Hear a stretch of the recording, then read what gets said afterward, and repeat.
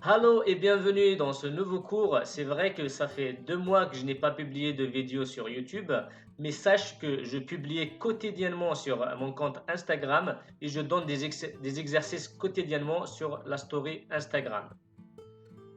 Dans le cours d'aujourd'hui, nous allons découvrir les prépositions mixtes. Dans 2 précédentes vidéos, nous avons vu les prépositions qui sont tout le temps avec l'accusatif et les prépositions qui sont tout le temps avec le datif. Les prépositions mixtes, il y en a 9. Comme tu vois sur l'écran, on a in, auf, an, neben, zwischen, über, unter, hinter, vor.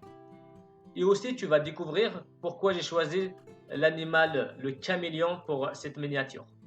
Alors, on va revoir rapidement les prépositions qui sont tout le temps avec le datif. On a ab à partir de, außer, sauf, excepté, zu, chez, aller chez quelqu'un par exemple. Nach, c'est vers et après. Bei, c'est chez, être chez quelqu'un. Von, c'est de. Aus, c'est de provenance. Mit, c'est avec. Seit, depuis.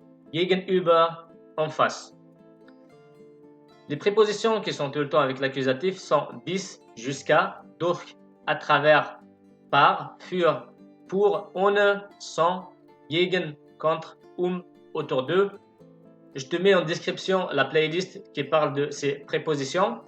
Et au milieu, on voit qu'il y a d'autres prépositions qui sont les prépositions mixtes. On a in, an, auf, neben, hinter, über, unter, vor, zwischen. Et on va voir pourquoi ils s'appellent les prépositions mixtes et comment les utiliser. Alors, on les nomme les prépositions mixtes parce qu'elles peuvent être suivies soit de l'accusatif, soit du datif. Dans ce cours, nous allons utiliser la couleur bleue pour l'accusatif et la couleur rouge pour le datif. C'est pour ça que j'ai utilisé le caméléon, das Chamäleon, dans la miniature, parce que comme tu le sais, le caméléon, il change de couleur selon la couleur dominante dans son entourage. Et c'est le cas aussi des prépositions mixtes. Maintenant, on va voir quand est-ce qu'elles sont utilisées avec l'accusatif et quand est-ce qu'elles sont utilisées avec le datif. Alors, si le verbe qui précède la préposition mixte exprime un mouvement ou un déplacement, on utilise l'accusatif. Ces verbes répondent à la question wohin. Et si le verbe qui précède la préposition mixte exprime une position, on utilise le datif. Ces verbes répondent à la question wo. Ne t'inquiète pas si c'est flou pour le moment, si c'est abstrait pour toi, nous allons voir un exemple pour bien comprendre. Alors, à l'accusatif, on a dit qu'on répond à la question wohin. Par exemple, wohin fährst du für den Urlaub? Wohin fährst du für den Urlaub? Où vas-tu en vacances? Donc là, on s'attend à une réponse qui est en relation avec le mouvement. Ici, on va dire ich fahre in die Schweiz. Ici, j'ai choisi un pays avec un article pour que tu puisses voir le changement. Donc, ich fahre in die Schweiz. Je vais en Suisse. Donc là, c'est un mouvement. C'est un déplacement. Donc, on utilise de l'accusatif. Ich fahre in die Berge. Die Berge, c'est les montagnes, c'est au pluriel. Je vais, en français, on dit généralement je vais à la montagne. Donc, c'est un mouvement, c'est un déplacement vers la montagne. On utilise l'accusatif. Alors, au datif, on répond à la question wo. Wo bist du jetzt? Wo bist du jetzt? Où es-tu maintenant? Où es-tu maintenant? Donc, on s'attend à une réponse qui parle de position. Ich bin in der Schweiz. Ich bin in der Schweiz. Je suis en Suisse. Donc, le die de Schweiz devient du datif et ça donne der Schweiz. Ich bin in der Schweiz. Maintenant, pour les montagnes, ich bin in den Bergen. Avant, c'était ich fahre in die Berge. Maintenant, ich bin in den Bergen. Donc, lorsqu'on donne la position où on est, on utilise le datif. Lorsqu'on parle d'un mouvement, donc d'un déplacement, on utilise l'accusatif. Et maintenant, nous allons réviser rapidement les articles définis et indéfinis et les pronoms possessifs en allemand. Je te mets en description la playlist qui parle des articles définis et indéfinis au nominatif, puis à l'accusatif, puis au datif et au génitif. Et aussi le lien pour les pronoms possessifs. Alors, les articles définis, le der du masculin devient den à l'accusatif, puis dem au datif. Le die du féminin reste die à l'accusatif, puis der au datif. C'est ce qu'on avait avec die Schweiz, der Schweiz.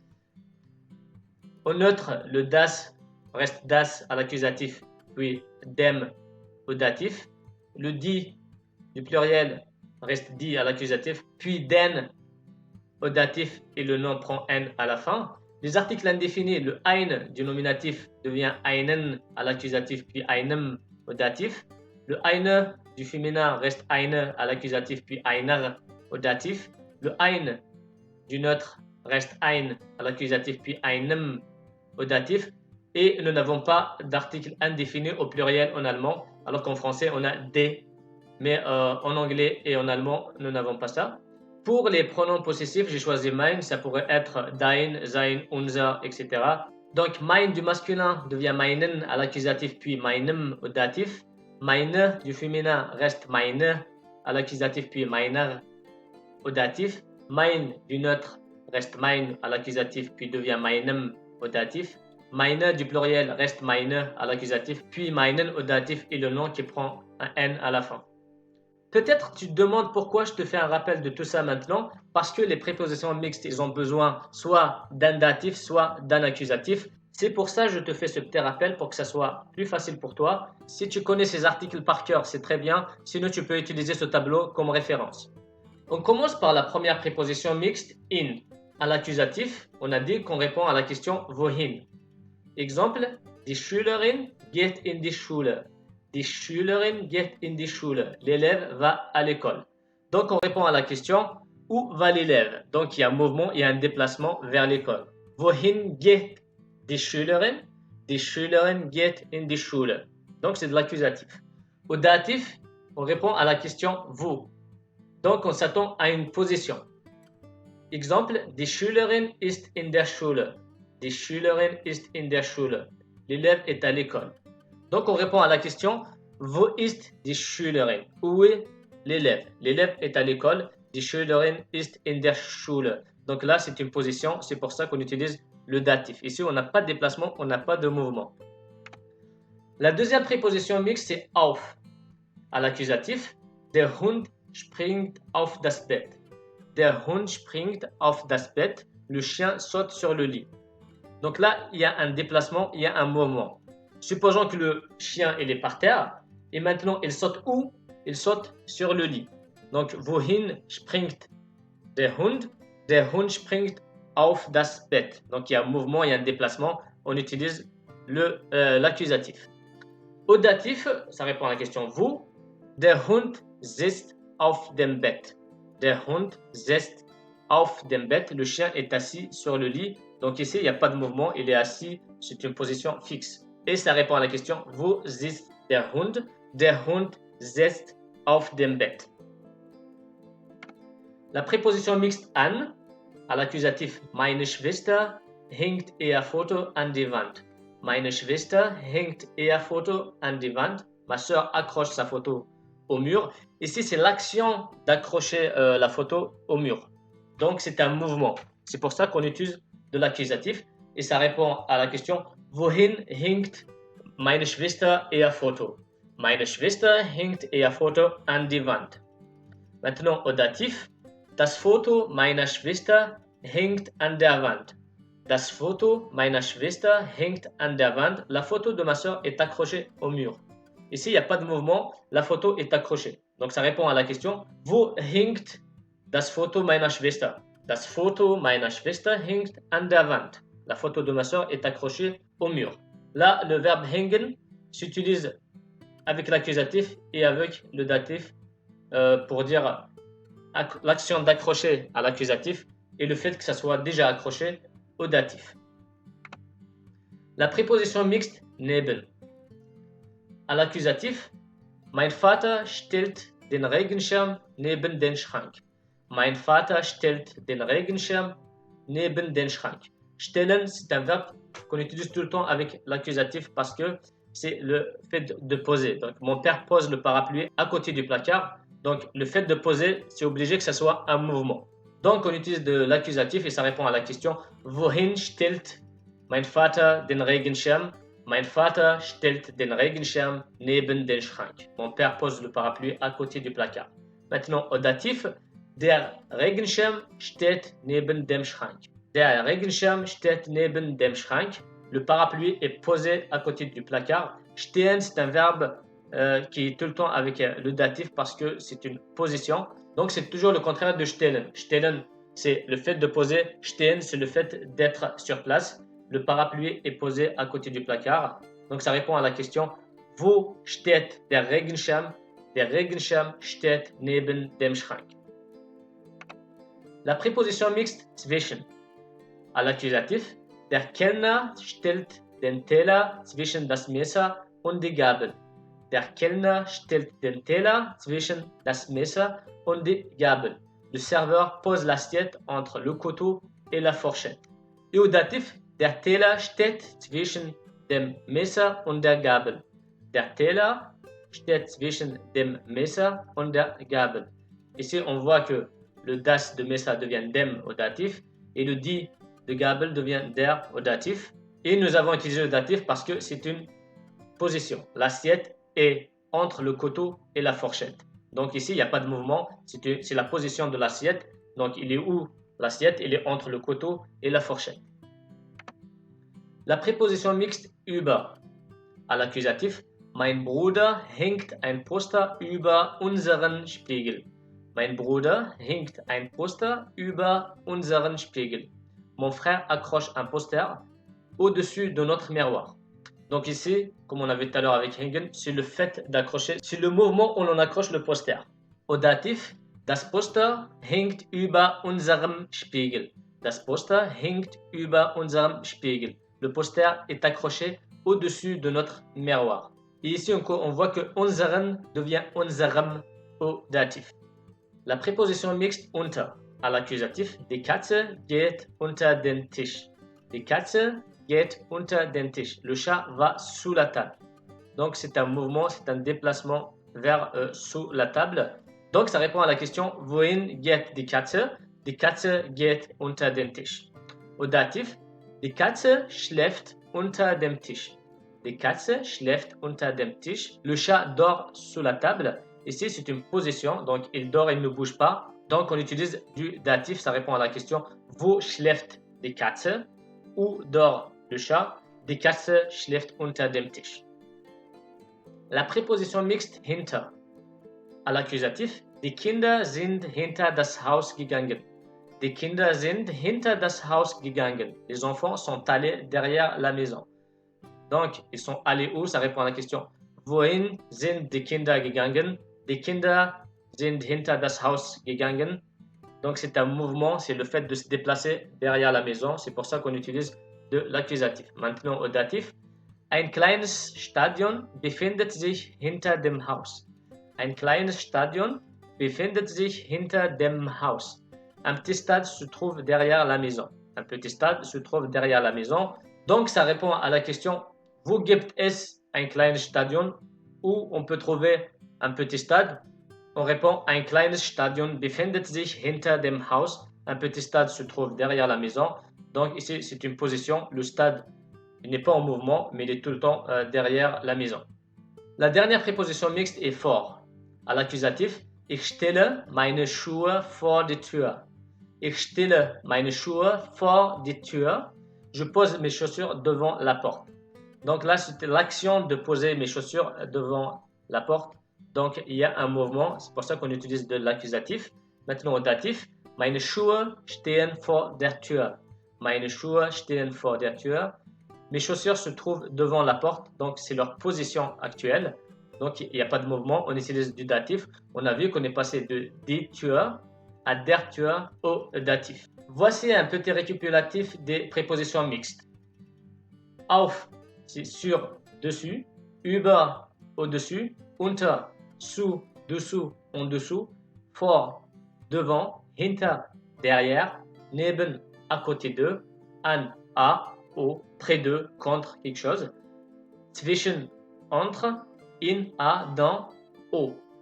Alors nous allons utiliser cette image pour faire le résumé de ce cours. Une répétition ne peut être que bénéfique. Alors la chouette, ça se dit die Eule. Die Eule. Et la boîte, die Schachtel. Die Schachtel. Maintenant, on va demander où est la position de la chouette, donc die Eule. Wo ist die Eule? Où est la chouette? On va répondre, die Eule ist auf der Schachtel. Die Eule ist auf der Schachtel. Die Eule ist über der Schachtel. Die Eule ist über der Schachtel. Die Eule ist unter der Schachtel. Die Eule ist unter der Schachtel. Donc tu as remarqué jusqu'ici, comme c'est la position, on utilise du datif. On continue. Die Eule ist vor der Schachtel. Die Eule ist vor der Schachtel. Die Eule ist hinter der Schachtel. Die Eule ist hinter der Schachtel. Die Eule ist neben der Schachtel. Die Eule ist neben der Schachtel. Eine grüne Eule ist an der blauen Eule. Eine grüne Eule ist an der blauen Eule. Die Eule ist zwischen den Schachteln. Die Eule ist zwischen den Schachteln. Die Eule ist in der Schachtel. Die Eule ist in der Schachtel. Maintenant, on va répondre à la question wohin. Donc, on va utiliser l'accusatif parce qu'il y a un mouvement, il y a un déplacement. Wohin geht die Eule? Wohin geht die Eule? Donc ici, on va supposer que la chouette n'était pas dans sa position actuelle, mais il était ailleurs, il est venu dans cette position. Donc, on va répondre à la question wohin geht die Eule? Die Eule geht auf die Schachtel. Die Eule geht über die Schachtel. Die Eule geht unter die Schachtel. Die Eule geht auf die Schachtel. Die Eule geht über die Schachtel. Die Eule geht unter die Schachtel. Die Eule geht vor die Schachtel. Die Eule geht hinter die Schachtel. Die Eule geht neben die Schachtel. Die grüne Eule kommt an die blaue Eule. Die grüne Eule kommt an die blaue Eule. Donc la chouette verte vient auprès de la chouette bleue. Die Eule geht zwischen die Schachteln. Die Eule geht zwischen die Schachteln. Die Eule geht in die Schachtel. Die Eule geht in die Schachtel. Juste un dernier détail par rapport à la différence entre auf et über. Auf, c'est sur, dessus. Donc, il y a un contact entre les deux objets. Über, c'est au-dessus. Donc, il n'y a pas de contact. Si on regarde les deux premières images, la chouette est posée sur la boîte. Et dans la deuxième image, la chouette est en train de voler au-dessus de la boîte sans la toucher. Maintenant, on va faire un petit exercice. Tu choisis s'il s'agit de l'accusatif ou du datif. Et rappelle-toi, lorsqu'il s'agit d'un mouvement, d'un déplacement, on utilise de l'accusatif. Lorsqu'il s'agit d'une position, on utilise du datif. La première phrase, ich stelle eine Blume in Vase. Je pose une fleur dans un vase. Ici, je t'ai donné entre parenthèses l'article de chaque nom, donc au nominatif. Après, c'est à toi de le transformer soit à l'accusatif, soit au datif, selon le cas dont il a besoin. La deuxième phrase, die Katze springt auf Sofa, das Sofa. Le chat saute sur le canapé. La troisième phrase, meine Mutter kocht eine Suppe in Küche, die Küche. Ma mère prépare une soupe dans la cuisine. La quatrième phrase, die Gitarre steht neben Klavier, das Klavier. La guitare est posée à côté du piano. Je te conseille de mettre en pause cette vidéo et essayer de faire cet exercice. Et tout de suite après, je te donne la réponse. Los geht's für die Lösung. La première phrase, ich stelle eine Blume in die Vase. Je pose une fleur dans le vase. Ici, j'ai utilisé de l'accusatif parce que c'est un mouvement, le fait de poser. Et comme je t'avais dit aussi, stellen demande de l'accusatif. La deuxième phrase, die Katze springt auf das Sofa. Le chat saute sur le canapé. Ici aussi, on a utilisé du datif parce qu'il y a un mouvement, parce que le chat était par terre ou sur une table, et là, il a sauté sur le canapé, donc il y a un mouvement. Die Katze springt auf das Sofa. La troisième phrase, meine Mutter kocht eine Suppe in der Küche. Ma mère prépare une soupe dans la cuisine. Où prépare ma mère la soupe? C'est dans la cuisine. Donc on répond à la question wo. Alors que dans les deux premières phrases, on a répondu à la question wohin.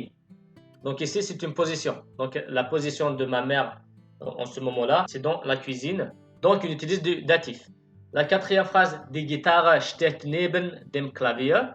Die Gitarre steht neben dem Klavier. Je t'avais dit que stehen demande du datif parce que c'est une position. La guitare est posée à côté du piano. Donc ici, il n'y a pas de mouvement. On répond à la question wo steht die Gitarre? Die Gitarre steht neben dem Klavier.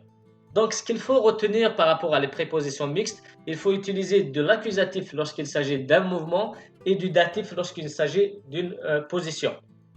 Mais bien sûr, cette règle est valable que pour les prépositions mixtes parce que, par exemple, les prépositions qui sont tout le temps avec le datif, que ce soit un mouvement ou une position, ça sera tout le temps avec le datif et c'est pareil pour les prépositions qui sont tout le temps avec l'accusatif. Voilà, j'espère que tu as appris les prépositions mixtes et comment les utiliser. Et je te conseille de faire plein d'exercices. C'est en faisant des exercices qu'on apprend. Et comme dit l'adage, c'est en forgeant qu'on l'on devient forgeron. Et en allemand, on dit Übung macht den Meister. Übung macht den Meister. Nous sommes arrivés à la fin de ce cours. Merci d'avoir suivi. Comme d'habitude, si tu ne l'as pas encore fait, tu peux t'abonner à ma chaîne, tu peux laisser un like, tu peux me laisser un commentaire. Tchuss!